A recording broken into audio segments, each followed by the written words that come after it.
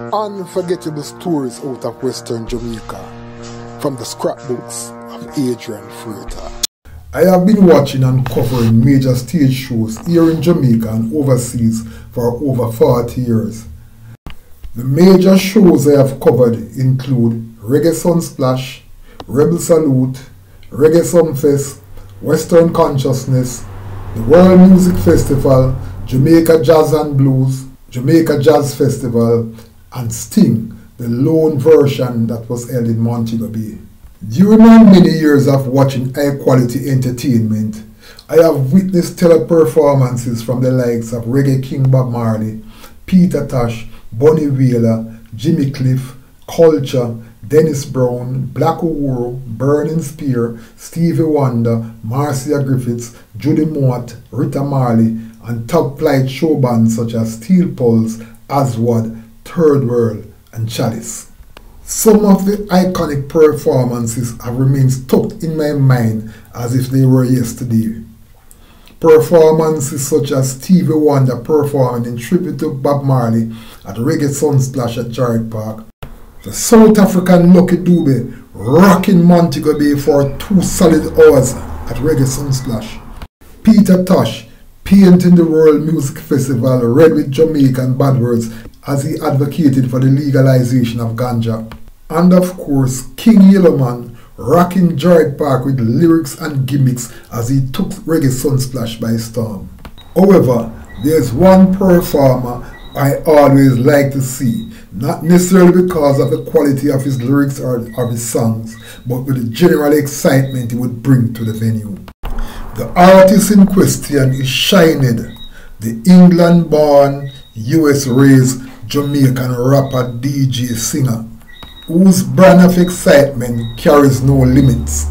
I have been very fortunate to see all 3 Shinehead Reggae Sunsplash performances in 1989, 1990 and 1991, and all 3 had something special in terms of excitement. In 1990, he climbed over the barrier separating the stage and the VIP area from the general audience. He all but disappeared into a sea of fans, but he kept on singing, much to the delight of those with whom he was mixing and mingling. The fans had to literally push and pull him to get him over the 8-foot barrier to get back on the side where he had started his performance. Needless to say, the entire episode was quite electric. In 1991, he took the excitement to another level, as this time he not only climbed from the VIP section into the general audience, but he stayed over there with the fans. When he landed in the crowd, his chaparetta, watch and hat went missing, as some fans seemingly went souvenir hunting. But like a man on a mission, Shinehead just kept on singing. He then went on a merry mission through the crowd before stopping at a stanchion some 70 meters away from the main stage. In what looked like a dangerous maneuver, he began to climb the stanchion, dangling along almost with one hand as he kept the microphone to his mouth, singing all the way up to the top. He finally ended up alongside a cameraman who was filming from the elevated platform.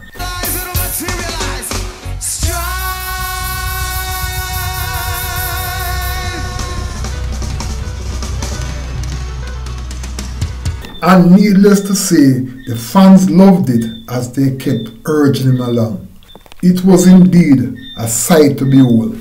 While I could remember Shinehead singing songs such as Golden Touch, Chain Gang, No Outfit Shot, and The Big Hit Strive, what I remember most of all was him dangling from that stanchion as the audience kept urging him along.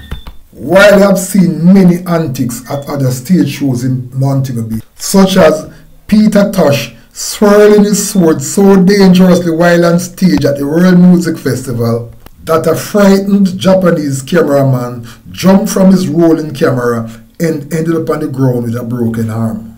Also, there have been several performances with Elephant Man in which he did a fair amount of climbing on speaker boxes and on stanchions. There was also the Sumfest incident with Singer J, who try to jump from the main stage to a side stage with a speaker box and somehow fail to cover the distance and end up crashing to the ground, where he spent an extended moment motionless.